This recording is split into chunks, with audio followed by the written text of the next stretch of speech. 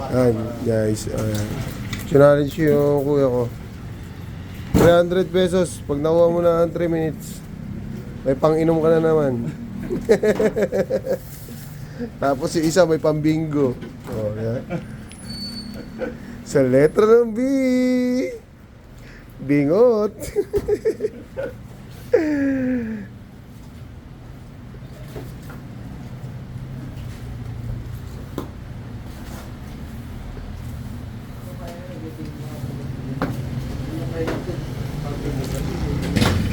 Ayos. Mukhang makukuha yung challenge ah. Pag nakuha tong challenge na to, sa susunod na pa-challenge natin, dadagdagan natin para palaki ng palaki.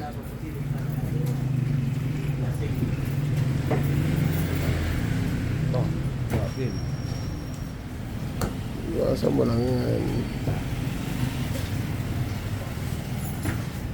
Tinanggal pala muna yung ulo eh, no? Hindi, okay lang. Huwag mo isama. Hindi, diretso mo na, debone. Huwag mo napansin yung ulo. Hindi mo makakasagabal yan.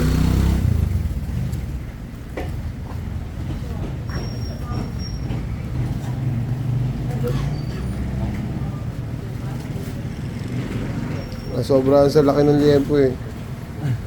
Hindi, kahit mo. Sige, bahala ka. Pwede mo i-debone niya kahit may ulo eh. Oo. Ayos.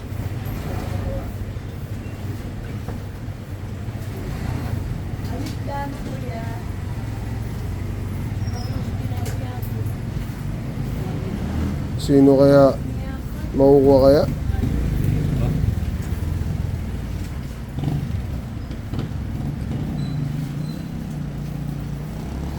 Wala kay Pati. Pinipitas pa po eh.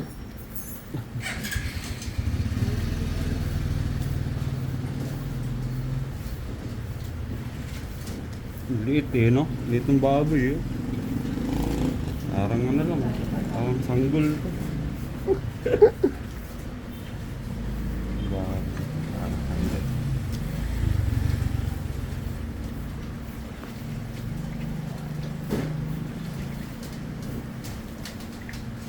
Wala akong makapitan ng maayos eh. Liit.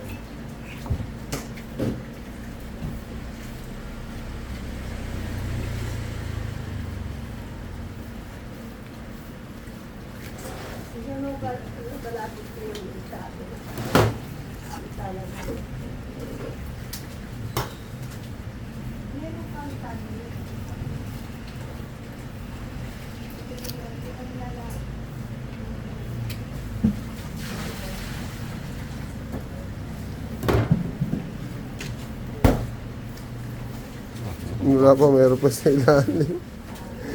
Talaga mauubos ang ano, lakas mo dyan. Baga.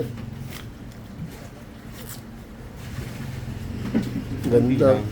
Bongkinis ba? Konti lang na umabit.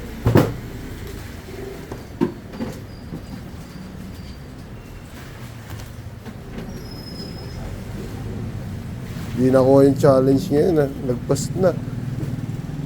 Sino kaya ang makakuha ng next challenge natin? Challenger. Sino kaya ang next challenger natin? Sa manok naman daw.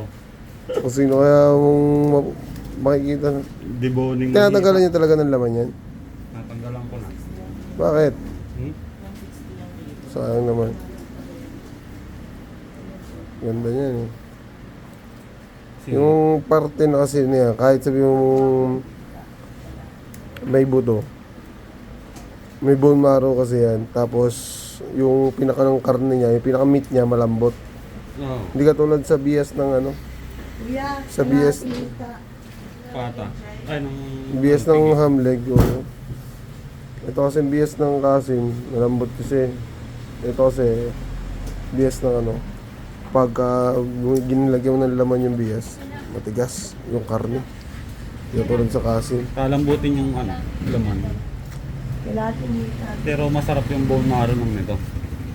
Oo naman, syempre. Eh, bone marrow din ako. Pares na may bone Hindi marrow. kasi yung sarap ng bone marrow ng dito eh, di ba? Mas malaki lang yan, bone marrow yan. Okay na yan. Deo. Episode. Sayang.